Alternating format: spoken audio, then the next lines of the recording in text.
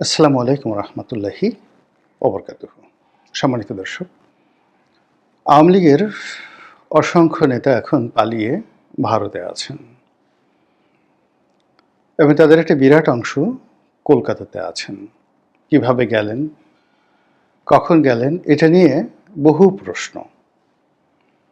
এবং কলকাতাতে যারা রয়েছেন তারা আওয়ামী লীগের রাজনীতিতে একটা সময় খুবই, যাকে বলা হয়, প্রভাবশালী ছিলেন এবং আগে জানা না গেলেও অনেকের বিরুদ্ধে সীমাহীন দুর্নীতির অভিযোগ এখন সামনে চলে আসছে।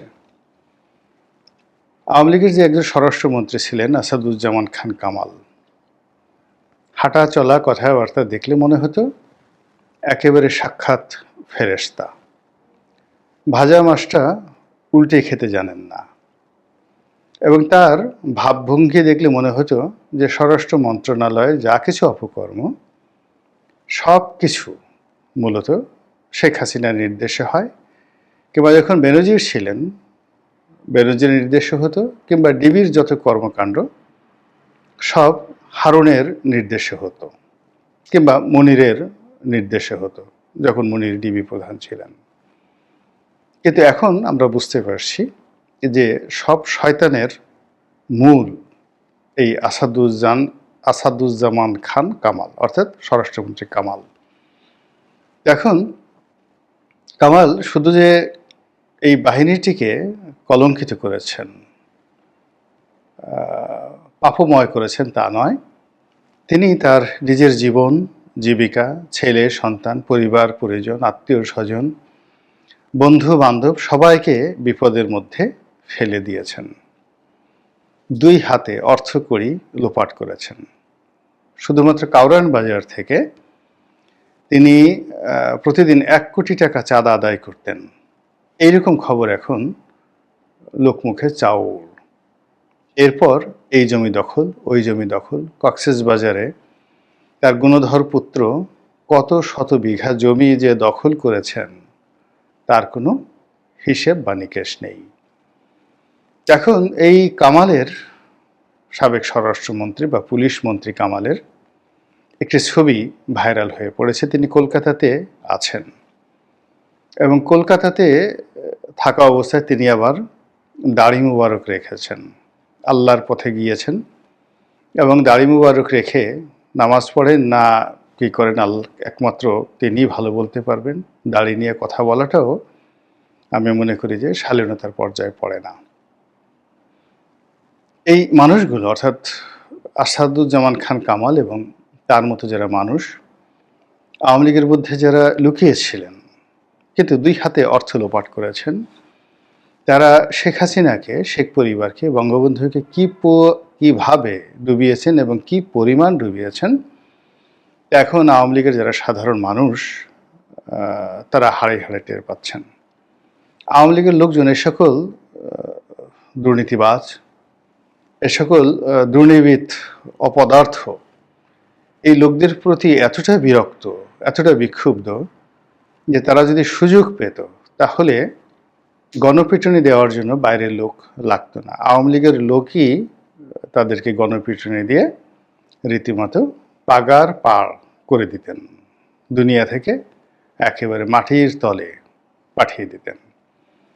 তো যেটা বলছিলাম যে এরা পালিয়ে কলকাতাতে চলে গিয়েছেন এবং কলকাতাতে গিয়ে তারা ভিক্ষা করছেন না, তারা কলকাতাতে গিয়ে কোনো কাজ করছেন না, বরং কলকাতার অভিজাত হোটেলগুলোতে, তারপর সেখানকার পাব, ডিস্কো, ক্যাবারেগুলোতে, জুয়ার আড্ডাতে, যাদের একটু মেয়ে মানুষের অভ্যাস আছে তারা পতিতালয়গুলোতে সময় কাটাচ্ছেন। এবং এই অভিযোগ এদের বিরুদ্ধে ছিল 1971 সনেও। তো যাই হোক, তারা সেখানে আছেন এবং তাদের ছবি তুলতে গিয়ে যখন সাংবাদিকরা ক্যামেরা তাক করছিলেন, ঠিক সেই সময় তারা ভয় পেয়ে অনেকটা চোরের মতো সেখান থেকে পালিয়ে গিয়েছেন। আমরা যারা বাংলাদেশে আছি, আমরা এখন এই যে তাদের কলকাতায় পালিয়ে যাওয়া, এই বিষয়গুলো নিয়ে আলোচনা করতে পারি, যে তারা লোকচক্ষুর অন্তরালে একেবারে শেষ পর্যায়ে আমাদের এই যারা এখন ক্ষমতায় রয়েছে তাদের কারোর মদদে তারা কি পালিয়ে গেলেন নাকি কৌশল করে পালালেন?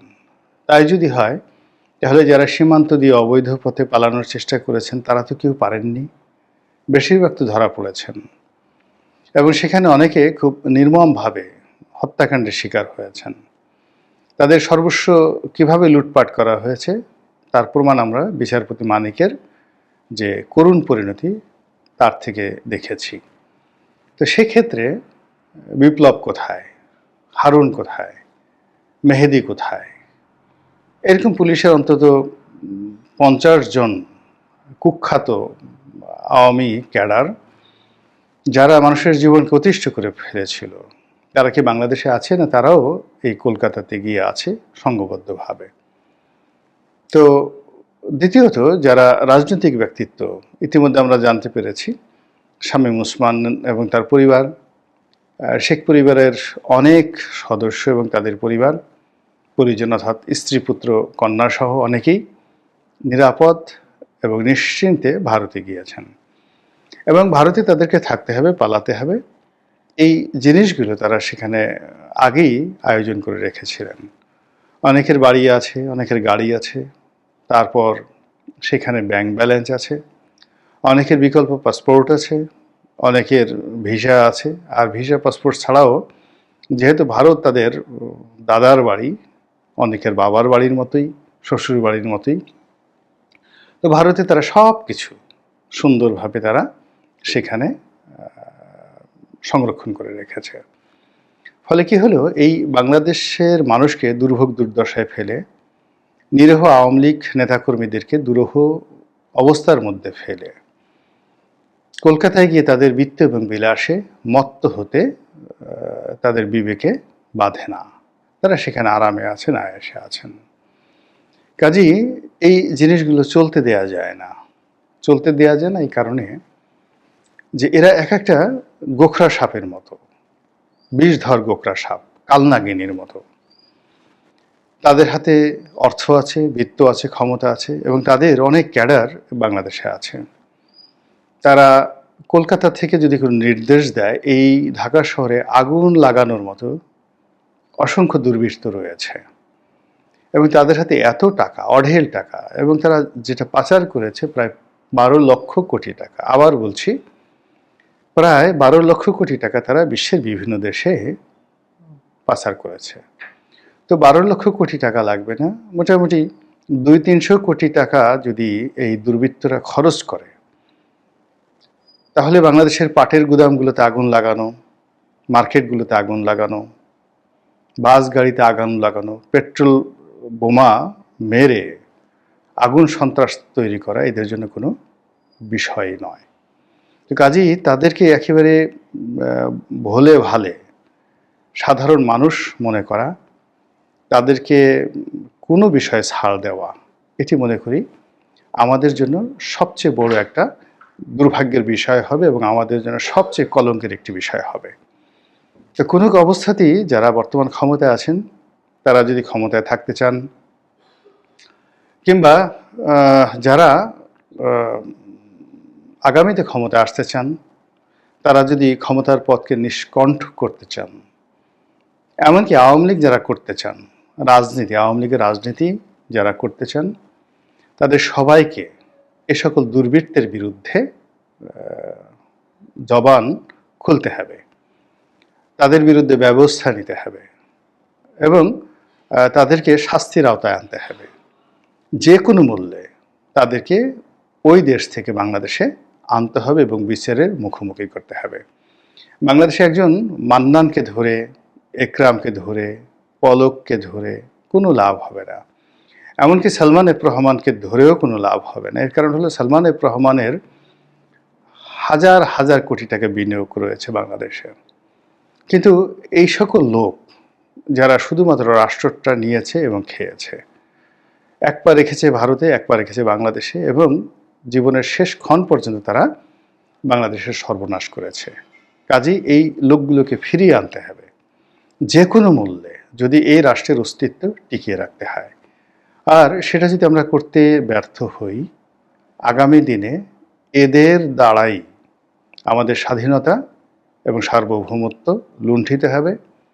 আমরা এ সকল রাক্ষস টাইপের মানুষের কবলে আবার পড়ব এবং এরা ওখানে থেকে যে ছড়ি ঘুরাবে, তার ফলে টেকনাফে আগুন লাগবে, তেঁতুলিয়াতে বন্যা হবে, বরিশালে গরু চুরি বেড়ে যাবে এবং পুলিশ কাজ করবে না। এই যে এখনো পর্যন্ত যে বিশৃঙ্খলাগুলো চলছে, আপনার কি মনে হয় যে এটি কেবলই মাত্র বিশৃঙ্খলা? এর পিছনে কি কোনো রকম কোনো দুর্বৃত্তের হাত নেই? অবশ্যই আছে।